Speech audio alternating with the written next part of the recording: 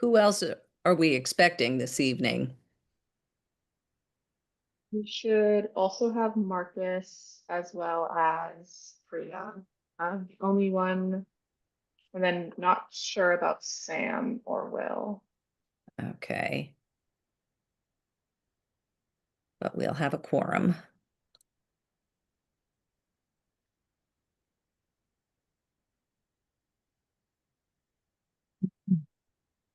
Hey, Marcus. All right. Hey, everybody. Hi. Hello. We're all still here. Oh, yeah. Great.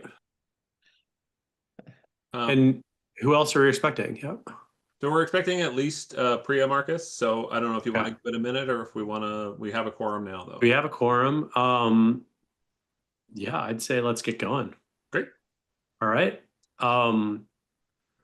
So the first item on our agenda, and there's Priya. Great.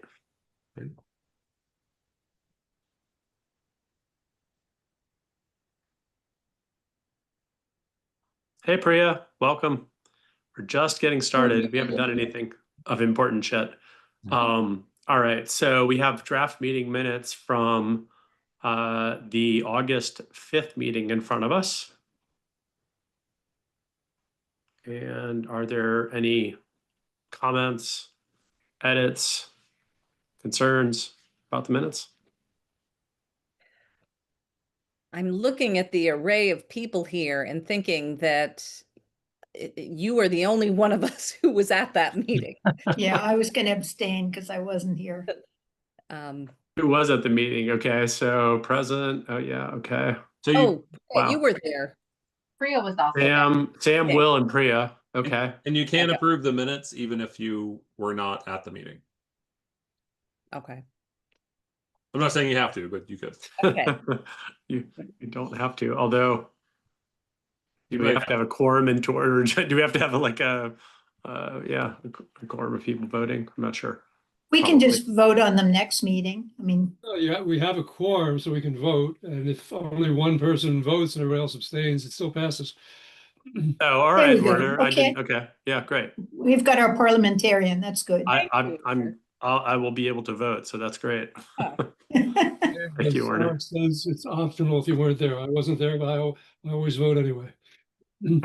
I mean, I appreciate these getting put together. I think they reflect what was going on quite well. So I move we approve the Some- minutes. I'm not really supposed to make the motion. Thank you, Pam. Second. Is there a second, Roberta? And I'll go around. Oh, Oh, I was just gonna Yeah. note there's some, I don't think it's on purpose. There's some like weird font changing happening partway through. Like it alternates between, I think like Arial and Times New Oh. Roman at some point. I see that. Yep. I don't know if We will. probably just Rebecca, wanna- let's see if we can get the font straighted out. Yeah. All right. That's the only thing I noticed. Great. Okay. We've gone over this time and time again with the fonts, Rebecca. All right. So I think we have a second, and we'll do a roll call vote. So Priya, Yes. Werner, Yes. Roberta. Is that abstain? Oh, Oh, you froze for a second then. I think I froze. Can you hear me? Yes. now we can. Yes. Now we can. I think if it will pass without me, I think it's best for me to abstain. Okay. Abstain. Pam. Yes, I'm going to abstain as well. Right. And I will vote yes. So the meeting Okay. minutes are approved. Great. All right. All right. And the next item on our agenda is a public hearing for 15 Amory Street, Amory Woods, notice of intent, DEP file 1200205, Brookline Wetland Bylaw 2502. Alex. Yeah, I'm gonna turn it over to Aaron Kramer, the landscape architect from Parks and Open Space, and let him steal the show from me. Welcome, Aaron. Hello. Okay, let's. Yeah. Just So if you folks haven't met Aaron before, he's on the landscape team over with Parks and Open Space and in charge of a lot of our works with a lot of our design review committees and works with on a lot of our park renovation projects. Jessie Waisner is sort of the point person for this, but she is away, and Aaron has done a lot of work here to present for us tonight. Great.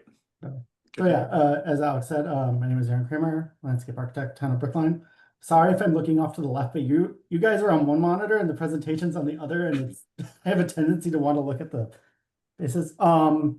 So quick overview, we'll present, this is very similar, as you know, to the boardwalk that'll be going at Halls Pond. So quick overview, just existing conditions, overview of the wetlands, proposed design, and then any questions that you may have. So as you can see here is a site rendering for the enhancements to Amory Playground, Halls Pond, and Amory Woods. This is just an overview of the existing site. As you'll notice, for reference, the light green line is the 150-foot buffer, wetland buffer. The dark green line is the 100-foot buffer. The blue line is the land subject to flooding line. Obviously, blue is Halls Pond, and then the green are the 3 wetlands on site. So we had the wetlands flagged by Samiotis in 2023 on August 24th. The bordering vegetation wetlands for Halls Pond were labeled A1 and B1, so that's over in this area, which was, I believe, part of a different hearing. But the ones we're really looking at are wetlands C1 and D1 in these isolated vegetative wetlands in Amory Woods. So the C1 is the smaller one to the north, and then the larger one to the south is the one that is flagged D1 to D24. I see some raised hands. Do we want to ask questions now, Alex, or how do you usually do it? Typically it's sort of a presentation followed by questions, but if it's particularly prescient for this one, Pam, if you wanted to jump in. Yeah, Yeah, go ahead, Pam. I just wanted to be clear, because we did discuss this, I think, as part of the Halls Pond project, and actually we spent quite a bit of time trying to sort this out about the flood line that's shown in blue. And I think that is the flood, is that the flood line that goes with the flooding from Halls Pond? So I can jump in on this if you'd like. Okay. Is that okay, Aaron? Yeah. So yeah, I did some staff level review with this with DEP when we got this application in. So this, Yeah. because it's flood zone A, this is sort of all accepted at the DEP level as bordering land subject to flooding from this flood map. So Okay. that's what our bylaw treats all land subject to flooding under kind of the same umbrella, but from a DEP perspective, this flood line represents bordering land subject to flooding. I will make a quick reference that this map was generated, I think, in 2023 and 2024 before the FEMA flood maps were updated. So this one is a little generous in terms of where that BLSF would be. For the purposes of this project, though, obviously a lot of this BLSF is not in the project scope, and we'll just focus around the things around the isolated vegetated wetlands. Okay. So it is, so the isolated vegetated wetlands are BLSF They're for state BLSF regulatory for the- purposes. Yeah, the IVW is nestled within the BLSF, which sort of flows over toward Halls Pond and that. Okay. And that's a town area, bylaw area, not a state area, the isolated vegetated. The wetland. IVW is. but Yes, the okay, BLSF is okay. state, yeah. Okay. I just wanted to get that straightened out, because from a regulatory perspective, it makes quite a bit of difference. As you know, under the state regs, we have our BLSF, and that is what this is, because Halls Pond is a jurisdictional resource area. So the flooding, apparently as it's mapped, goes from Halls Pond all the way up and includes that wet area in Amory Woods, which I must say I have a lot of trouble actually believing that's true. But anyway, we need to trust the engineers on that. So it goes all the way around there. So otherwise, you could look at the areas that are identified as isolated vegetated wetland as isolated land subject to flooding, which that's the other state jurisdictional area. But Sure. because it's bordering land subject to flooding, it is not isolated as land subject to flooding for state jurisdictional purposes. Yep. Okay, okay, yep, okay, thanks. Okay, anymore, I will go on to the next one. So this is just some existing site photos. So if you were to go to the site today, this is what you would see. Starting at the upper left, it's kind of as you come in on that existing gate off the parking lot. So and then you kind of just, so it's showing the entrance to the boardwalk, the current boardwalk, the conditions on the current boardwalk in the middle, and then where that entrance, it's a close-up of the other view. When you swing around, you're looking back. And then and it's just kind of showing the existing conditions. And then the bottom photo is once you've crossed the boardwalk, you're back on asphalt, and that is just the junction between the two paths, Mhm. Amory Woods. So this is for the new construction. This is showing proposed construction entry, proposed construction path. So we are looking, for the purpose of this plan, we are looking at coming off of the abutting property. I believe it's the School for the Blind. And then coming in, following the existing bituminous walk as closely as possible to minimize any kind of impact to the natural resources. And then we come in, once you leave the paved path, they're proposing using construction mats so that the machinery does not damage vegetation as much as possible.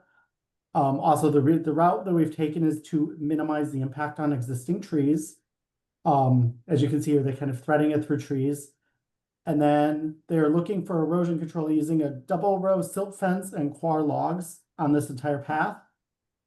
And then basically they will demolish the boardwalk and the asphalt. And then they will be using helical piles, the same system that's used at Amory Woods for the new boardwalk. So we're just going to replicate what was approved. At Hall's Pond, you mean? Yes, at Hall's Pond. We're going to replicate the same materials at this wetland so that there'll be the same accessible boardwalk with the exact same materials.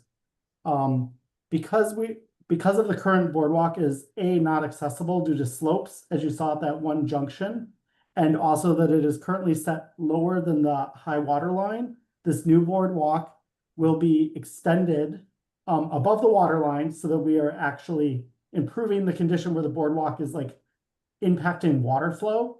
So we'll be coming above that and we'll be extending it out of the wetland. And so we'll be replacing, there's a small portion of bituminous that we'll be repaving, but the rest of it we're removing and we are turning it into boardwalk.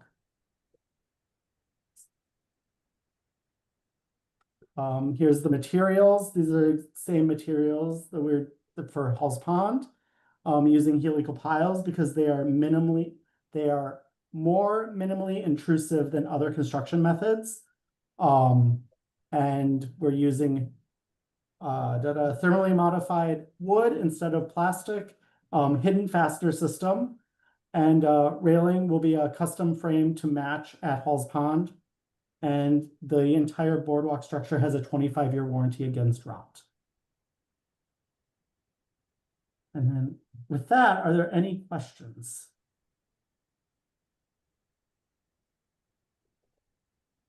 Will the whole boardwalk have railings on both sides? And is that necessary? Is it because of the height, or what's the thinking behind that? Because of how much we're elevating it, it actually does go above the requirement for a railing. So yes, it will have railings. Just because we're raising it over, because of the width of the decking and everything, you're going to be up over the 2'6", 3 feet. Okay, thank you. Priya?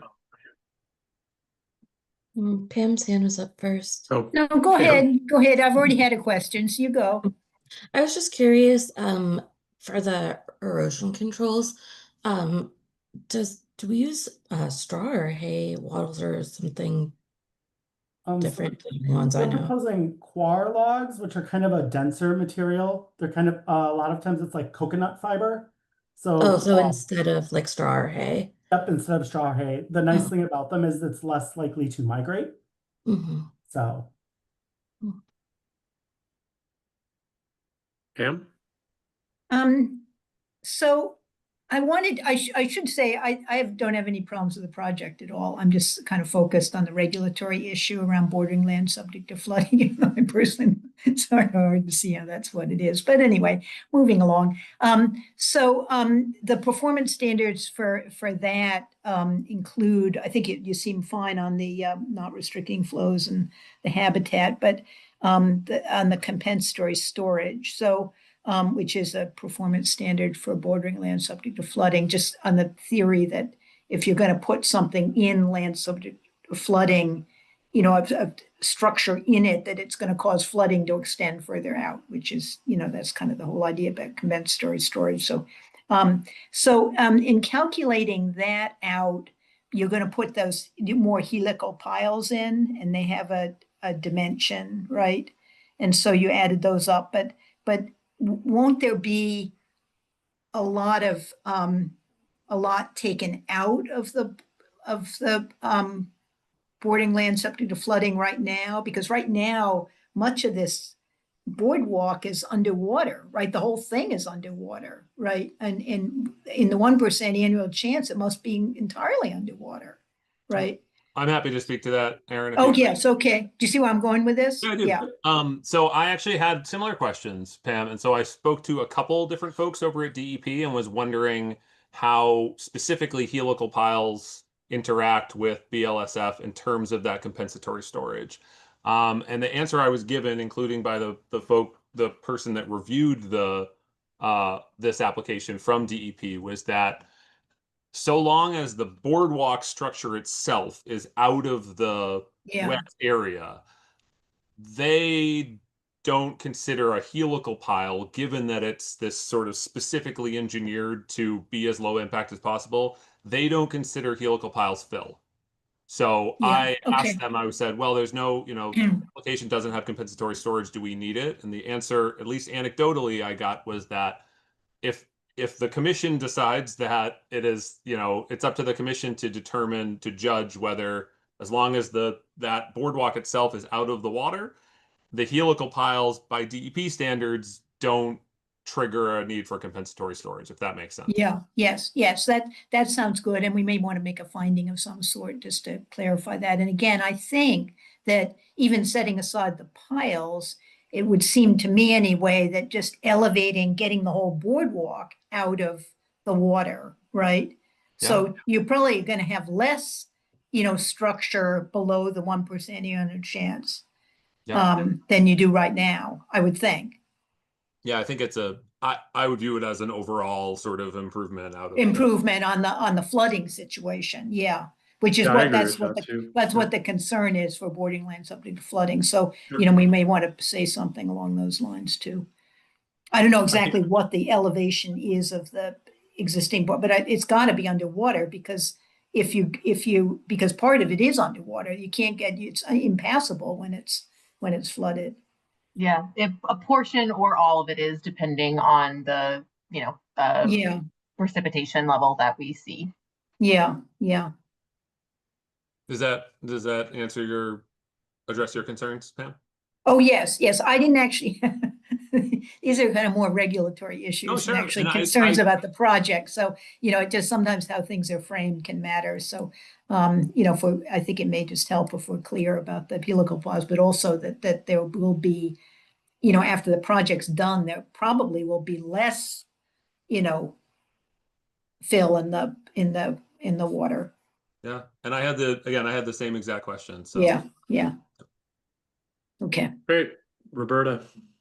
Just noting though that some portions of the existing boardwork are going to remain in the wetland. Is that right? Rather than be removed, the current piles.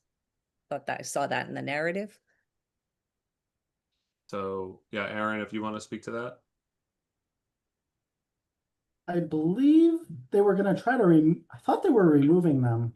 I thought they might be. I think they might be left behind to reduce. Oh, to minimize impact. To minimize destruction. Oh, yeah. I think not so. Use them to support. Yeah. And the old boardwalk structure is not. I mean, it's not helical piles. It's built differently. So I think some of that material is going to be. I think the idea is to not excavate that out, to let it sort of. You're correct. Become one with the. space. Now my memory was jogged. The boardwalk is in good enough shape that they're able to take the pile driving machine and drive it on the existing boardwalk. So they're going to leave them in so that they don't have to run the machine through the wetland. They can just run it on the boardwalk, drive the new piles just outside of the existing boardwalk, and then remove the above grade structure of the boardwalk when they install the new one. So there'd just be like some wooden piles So stuck in the yeah, mud, basically. Yeah. yep, basically underneath the new boardwalk. Underneath the boardwalk, which is fine. Yeah. Mhm. Yeah. And That all I sounds good. also, I think the project looks great. I'm just a little bit curious about the choice of this wood versus recycled plastic, and what the thinking is these days. For that, since I wasn't part of the whole Amory DRC process, I can speak to don't- that, Aaron, if you'd like. Okay, yes, please. Yeah, so that was a highly discussed item when the Amory project overall went through the design review committee process. And ultimately, it was decided that the plastic covered wood was not the preference by the community, and felt that this was the more sustainable option. So that was the choice that was made primarily by the design review committee, with a lot of input from community members who participated in the meetings. And so since that was the choice made for Halls Pond, we decided to just keep it consistent from a design perspective, and also for procurement of materials for the boardwalk in Amory Woods as well. Can you Thank you. describe exactly what it is, please? So it is, I believe it's ash. Don't quote me on the wood species, but they've been doing a lot of, as the ash trees get EAB, they've been using a lot of the wood that they've been chopping down. And what they do is they treat it with a high temperature to really dry it out. And it kind of makes the wood, it shrinks all the pores and makes the wood denser so that it lasts longer than just a regular deck board. So it's another way of kind of preserving the deck board without doing like pressure treating, which as you know involves chemicals. It's more of a heat process versus a chemical process. Thank you. Pam, is your hand up from Yeah, before? Or yes, it's up just- again? just- Yeah. Yeah, just one more thing quickly. So on the most recent flood maps that, the town just adopted, are those, does this area show as within the 1% annual chance, the FEMA? Yeah, so on the FEMA maps? it's still within zone A. It's sort of, that area got shrunk, but it's still very much, this is sort of that IVW surrounded in that area. Okay, wow, okay. Huh. I can bring up the updated No, I take your word for it. It's just astonishing to me that it could, from Halls Pond, it could go that far, but anyway, okay. Thank you. All right. Aren't any other questions? I don't think do we have anyone from the public, Rebecca? Donlin Jones. Oh, any questions, comments from the public? No questions, no comments. This all looks great, and I'm looking forward to seeing this project completed. Great, thanks, Sean. Right. Sounds like we have all the information we need. Is there a motion to close the hearing? I move we close the hearing. And so Pam, Second. there's Priya a second, and then we'll go around. Werner, Yes. Priya, Yes. Roberta, Yes. Pam, Yes. and I will vote yes as well. All right, great. Thanks a lot, Aaron. Next item is discussion and a potential vote on an issue of an order of conditions for 15 Amory Street. Just to move things right along. Yeah, so I put this on there. I thought, given the, relatively light agenda and given this project, and that I thought we would introduce the idea that if you'd like to discuss an order of conditions now for this project, we can do that. If the commission will be more comfortable having time to ruminate and do that at a future meeting, though, we're happy to push that a few weeks out until the next September meeting.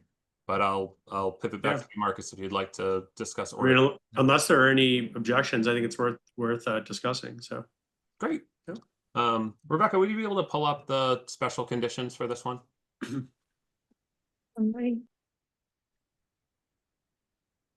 If it's tricky, I can get to it on my end.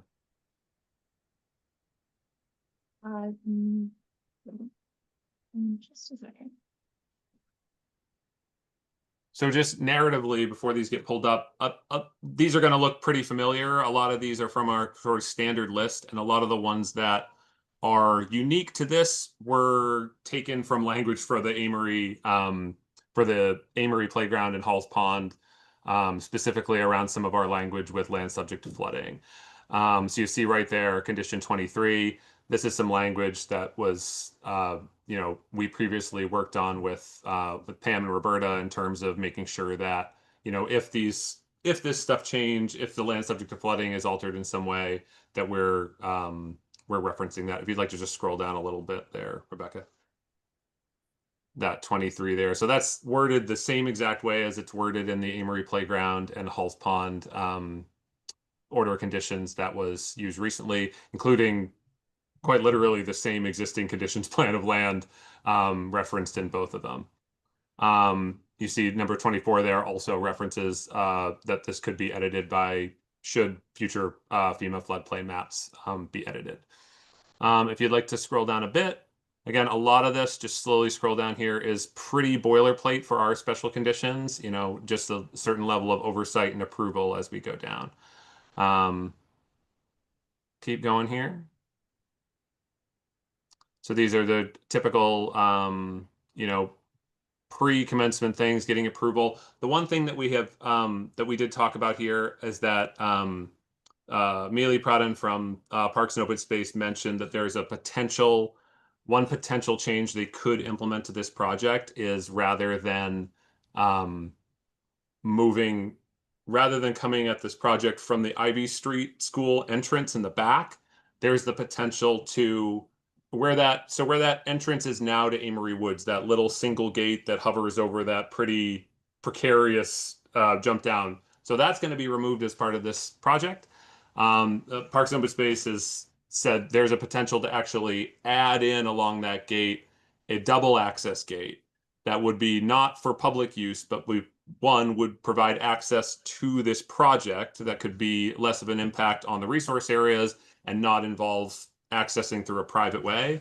And then it could be left behind as a maintenance entrance in the future with just basically a one-to-one replacement of that fence. If you're familiar with that double gate over by Halls Pond, that's right by the spillway there, something similar to that. I mentioned to the director that, that could, we would just mention that at the meeting, and that could be, if we went that way, we could add a condition in here saying that those plans would just have to be approved at a staff level before we went forward with that, and that would have to be included in the final plan. If you'd like to scroll down here. Again, there's not a lot of surprises. Mostly it's keeping stuff out of this wetland resource area as much as possible. I think the same rules we have for the Halls Pond project, which is that nothing gets stored in the sanctuary itself. The work happens during the day, and then everything is moved out when the work is not happening so that it's stable as possible.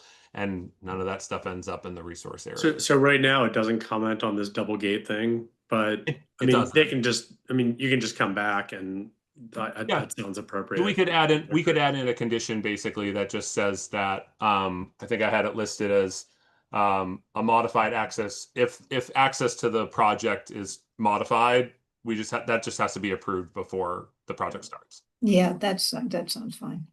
Okay. So this references the enhancement planting area. This was touched on briefly, but this is going to be sort of this was proposed to be some invasive removal and reestablishment along the fence line there that sort of borders the boardwalk. There's some pretty scrubby stuff in there, a lot of invasive material. And so that's just our standard sort of 3 years of monitoring and maintenance to keep an eye on it and make sure that has the best chance to survive and that the invasives stay at bay.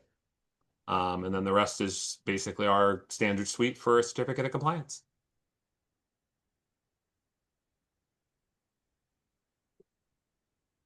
Great. Is there, oh yeah, Pam, discussion. Yeah, that all looked fine. And I think when I looked at this, I did look at this quickly because I remember our earlier discussion, the all Sure. spawn part of it. So I think I'm not sure whether or not you had checked off the box about the resource area, BLSF. Yeah. But I think it may be good there just to note there that, you know, using helical piles, and there'll be less boardwalk within the, you know, boarding land subject to flooding, just to make it clear that there's going to be less, you know, less structural stuff below the, you know, Sure. boarding land subject to flood, something like that. That might be just good. And To, you I know, believe, Pam, that in the narrative that accompanies this, they speak specifically about the performance standards and that the oh, good. Okay. helical Okay. pile should not impact the capacity. Okay. Okay. That may be fine then. I didn't really. And I think in It's terms not like of you're- in terms of impact to BLSF, it wasn't, I think the way it was filled out on the form was that the storage capacity wasn't affected, but it was 30 something square feet of impact per the actual square footage of these things hitting the ground. Yeah. And that's how it was filled out on the application. And it's just tiny, and it's got to be less, you know, there's got to be less impact because I'm sure 30 square feet of boardwalk's going to be up and out Sure. of the wetlands. So anyway, yeah. Okay. That all sounds good. Unless there's other discussion, I guess we could entertain a motion to approve the order of conditions. I And I move would we say- approve the, oh, go I ahead. would say just add in the clarifier that it's conditional to the addition of that if the access plan is modified, that be approved first. Yeah, okay. So Pam, you're making a Okay. motion. Yeah, so I move As we stated. approve it with the addition of that provision about the modification of the access. Great. Is there a second? Sure. Second. Thanks, Roberta. Great. And we'll do roll call vote. Roberta, Yes. Werner, Yes. Priya, Yes. Pam, Yes. and I'll vote yes as well. All right. Great. We'll be excited to see those improvements. When is this going to get built? So I can, Alexandra, do you want to take that? Sure. So the Halls Pond Boardwalk is supposed to be commencing in October Oh, of great. this year. And then the plan would be for Amory Woods to follow in the spring of next year. Yeah, wonderful. That's soon. It We'll have to is. come out- We'll have to Yeah. have a ribbon cutting or something. Oh, there will be plenty of fanfare when the project's Plenty of finished. ribbon cuttings. I'll make sure of it. All right, that sounds really good. Thank you so much. Thanks a lot, Aaron. Thanks, Aaron. Yeah, thank you. Thank you. Yeah, great work. Next item on our agenda is wildlife crossing signage overview and potential vote of support. Yeah, so this one's a little unusual, but this is per a public request. We had a request from someone that had anecdotally witnessed a pretty substantial uptick of traffic impacts on wildlife on Beacon Street. They had requested that we, as the town, incorporate wildlife crossing signage. This is not something we have done in the past. And so the starting point there is, you know, outside of the commission's charge as for the Wetland Protection Act stuff, this is a question of wildlife protection and natural resources. So I bring it to you tonight, the commission, to see if you are amenable to a pilot, which would incorporate one or two of these, areas along Beacon Street that would have wildlife signage. So what we are envisioning for this pilot is that, and we have, we've spoken already with Highway and Sanitation. The idea is that 2 areas along Beacon Street, there would be wildlife signage incorporated on existing sign infrastructure. So no additional impacts on, the actual sidewalk and installation of structures. These areas would be picked in spots that it's not going to be, overflow of signage or unnecessary bombardment of iconography or anything like that. And that these, per the purposes of a pilot, these signage would stay up for a year, and during which time we'd see what public feedback comes back, whether that's positive, negative, or neutral, and then decide whether or not they should be a permanent fixture. What's the wildlife? It is a mixture of things that were suggested. So there is, I will say anecdotally, in my park ranger days, I certainly saw a lot of beasties along Beacon Street, but I think the of primary concern were rabbits, squirrels, and turkeys were the ones that were mentioned. So that being said, to give you an idea of sort of what we're thinking, depending on how, we can be as mild with this as you'd like. This was sort of, again, am thinking that idea of the turkey becoming the unofficial mascot of Brookline in a way. One vision was this, and one vision was sort of, I think these were included in your packet, but I'll show you the other one here. Something along those lines, or something along the lines of, one second here.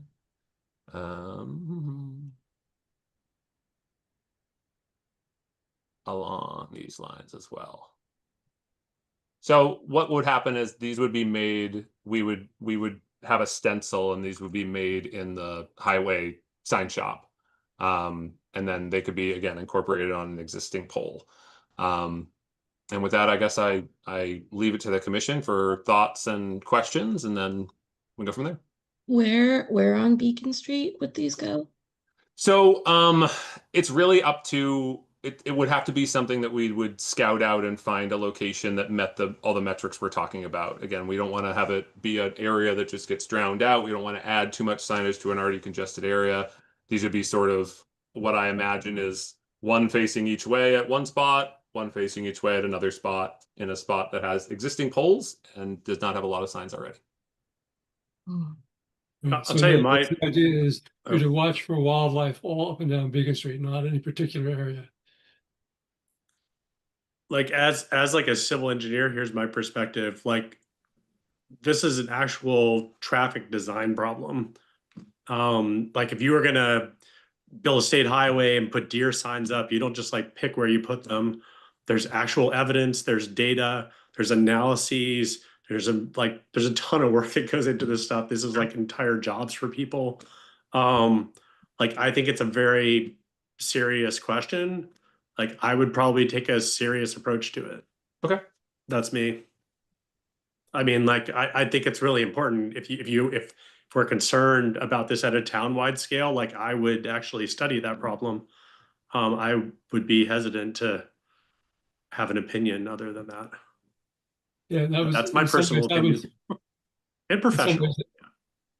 In some ways, that was, the root of my question. It seems, it seems like there has, it's hard for me to imagine a wildlife corridor. Maybe the part of the hill where Beacon Street is, where it's kind of wooded, you might once in 5 years see a coyote there or something. But to me, the idea we have turkeys, rabbits, squirrels all over Brookline, all over anywhere in the suburbs. And I appreciate the fact that I actually think putting a sign up that says basically watch for squirrels, turkeys, and rabbits is kind of laughable, and it makes us look silly. My understanding is that they are usually on highways where there is, as Marcus was saying, evidence of, significant wildlife crossing. And honestly, with the turkeys, I have to say, unlike a deer that darts across this, the highway in a specific area, the turkeys saunter out. The more you stop for them, the more they stay because they think they're in a standoff with you. So in fact, at least from my perspective, the best thing when you see a turkey is to keep on moving so that they move aside. It's when people stop that you run into real problems. So I feel like, especially with the turkeys, this would send the wrong message. But right. Yeah, I agree. And like on the highway, the signs that are for watch for wildlife signs are usually because it could cause an accident if an animal comes out, or, if it's a big enough animal, it could cause like damage to a vehicle or to, cause people to get hurt. And there's, well, there's deer are abundant in population, but um, uh, I used to live in Vermont, so I'm thinking about moose, but I just like, Yeah, they do. I mean, there's lots of accidents. So in order to like put actual signage up on any road or highway, normally there's fairly extensive studies. I mean, there's like how many kills have happened, how many accidents have occurred. Yeah, It's not a trivial thing also to put signs up that instruct drivers to do things. There's liability associated with that as well. And Yeah. so I think you want to be very careful, particularly given our jurisdiction, about kind of weighing in on an issue like this.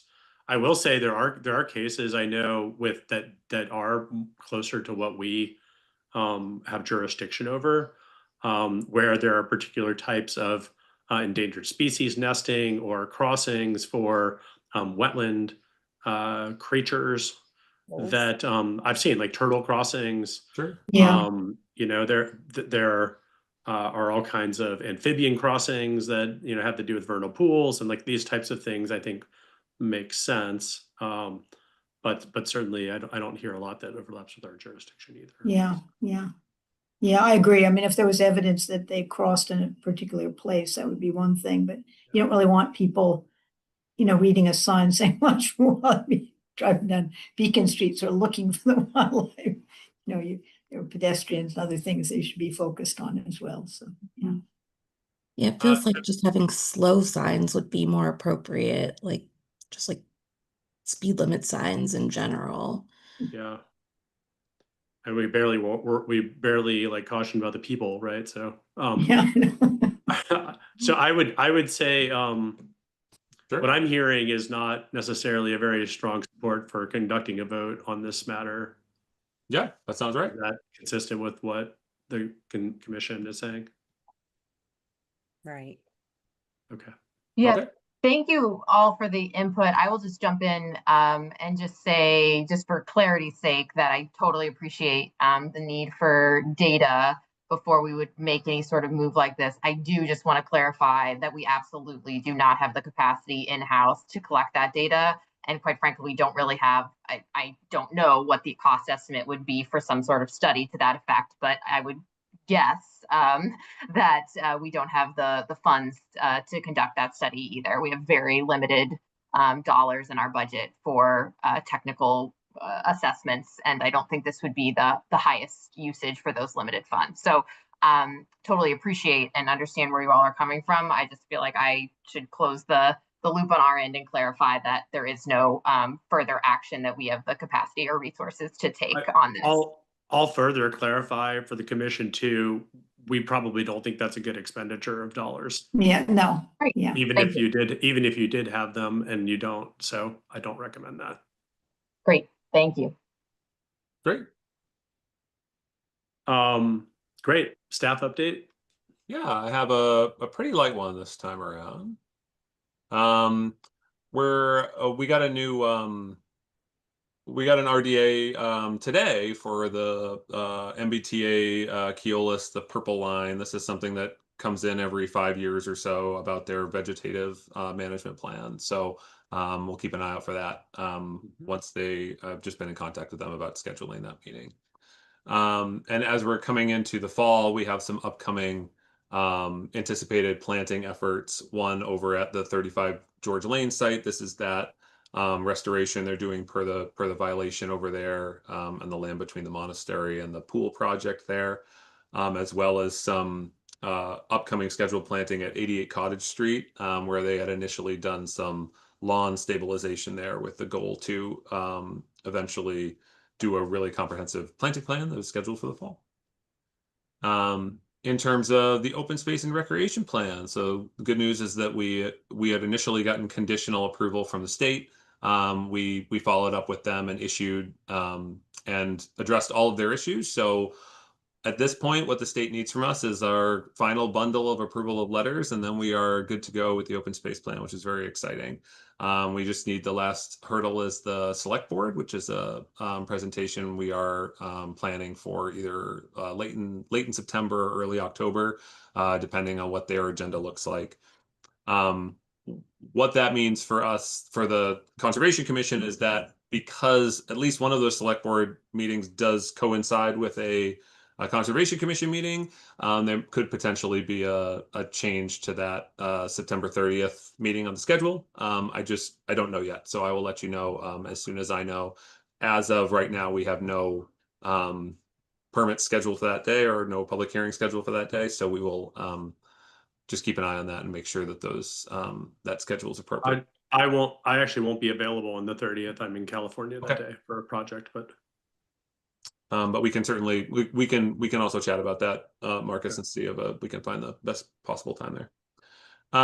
Looking forward to some of our fall events. We have we have our ongoing Stewardship Sundays project, which is we're actually have almost gone around the entire D. Blakely Horse Sanctuary in terms of trail rebuilding, which is really exciting.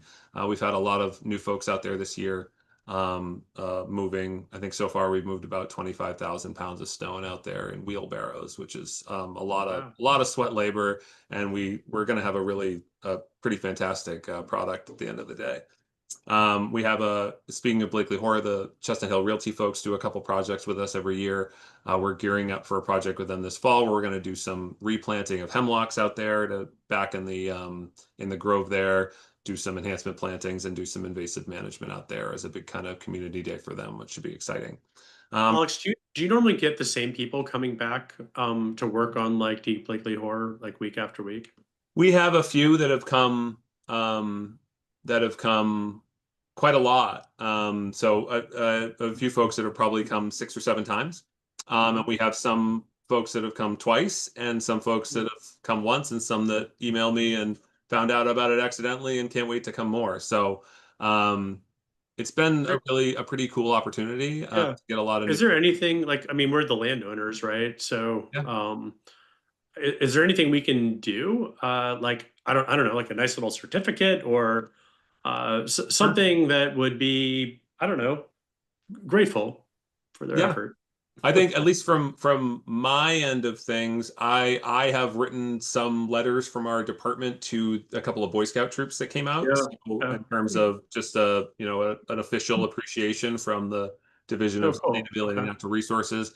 We also, if it's folks doing National Honor Society or looking for community service, I sign those letters and make sure they get credit for that too. But I think that's a good idea, Marcus. I think thinking of some sort of, whether folks are anticipating that or not, I think finding a way to recognize that. Or even, like we do with the Eagle Scouts. I mean, if any of them wanted to come and like tell us what they did, or I mean, you could offer something up that we could like give them some experience, support, for hauling a lot of rock around and doing a lot of work on missions sanctuary. So it's the definition of a win-win out there. So it's been great so far. Right. Well, let us know if there's anything that makes sense. Yeah, absolutely. Brookline Day is coming up on September 14th. Our division and the Department of Public Works will be there sort of celebrating our side of the shop as well as the sustainability efforts. We welcome any and all of you to come either stop by and say hi to us. And then we're planning I'm not sure if anyone was a part of the miniature forest planting we did over at Brookline Ave back when Alexandra and I were with the Parks Division. But we're planning another one over at the Ridley School this fall, the first weekend in October, which we're really looking forward to. I think it honestly represents a great bookend to Springfest in terms of this great sort of actionable day.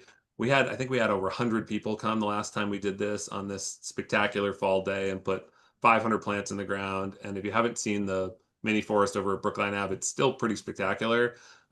This one represents, moving that direction. It hits a lot of what we're looking for. And when we look just at the open space plan and our open space vision moving forward of how we can enhance what we have there and how we can sort of grow these booms of biodiversity and natural areas in these already developed spaces. Cool. Pam.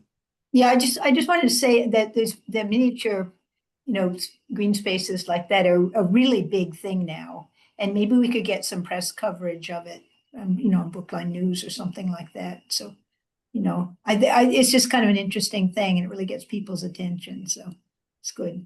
Great. Yeah, great. And Sean.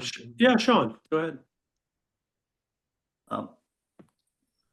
On that exact point about press coverage, I just would point out for those of you who haven't had a chance to meet her, the Brookline.news has recently hired an environment and nature reporter.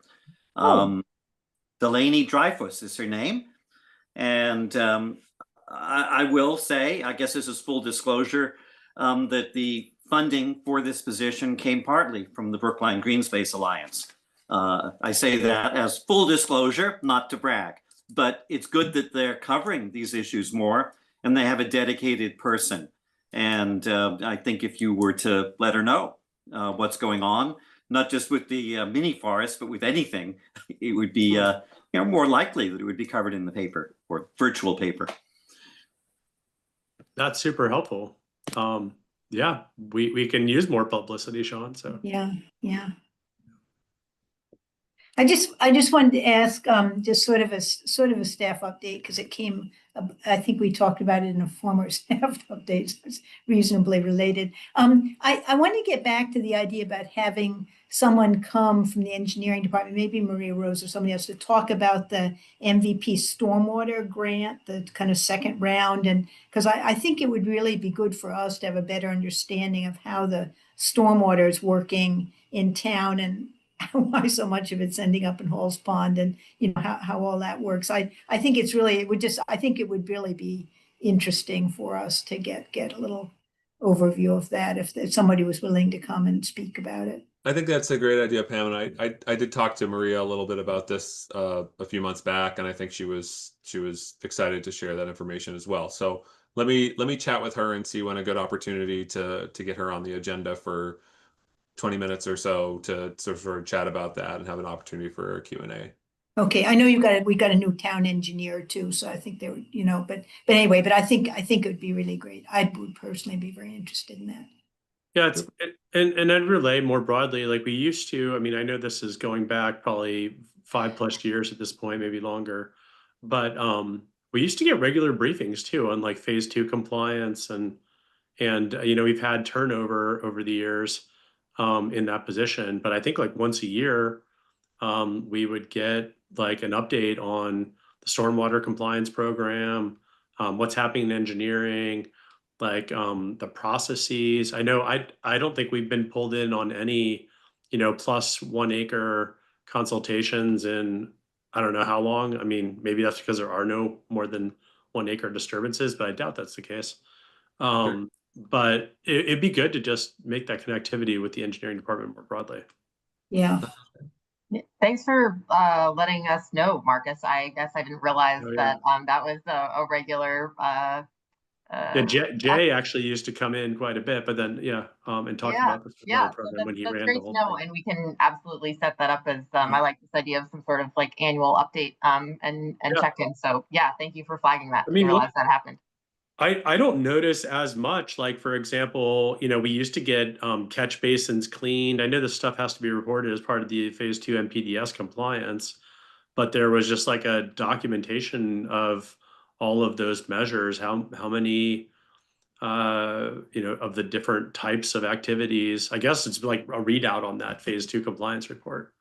So, and I haven't seen the clamshell in a long time, so I don't know. I kind of wonder if it's running. So is it out there?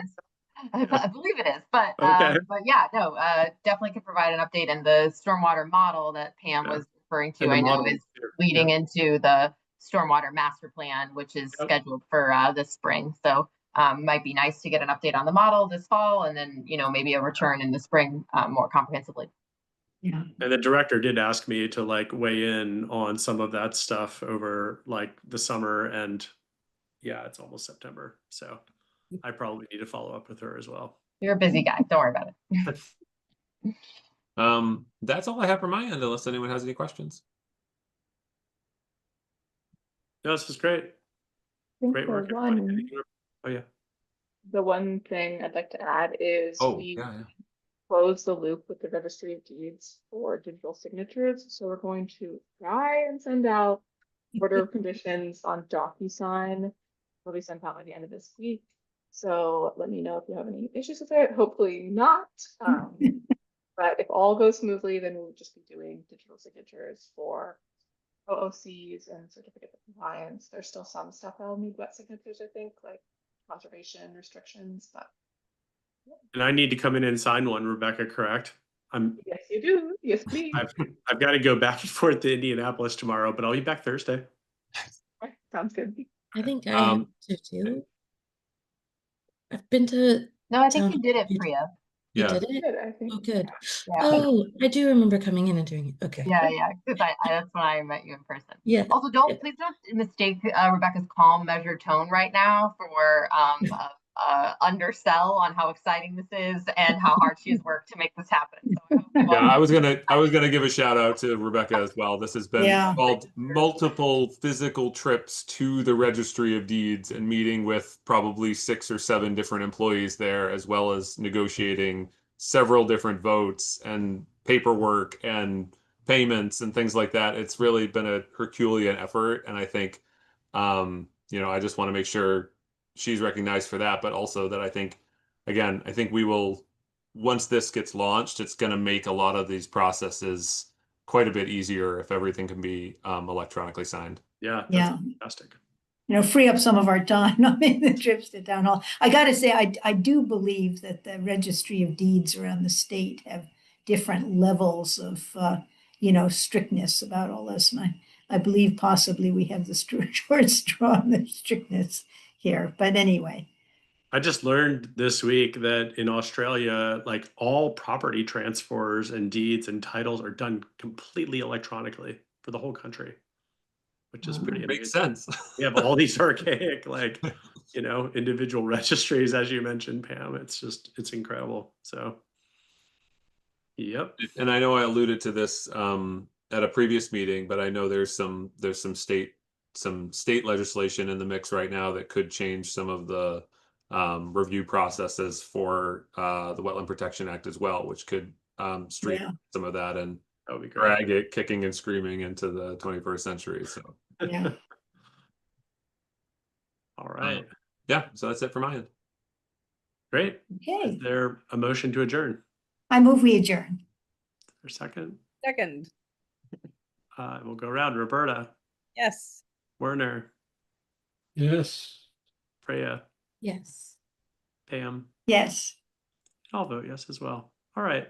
Have a good evening. Thanks, everybody. Good night, everybody. Bye, Take care. everybody. Bye. Take care. Right.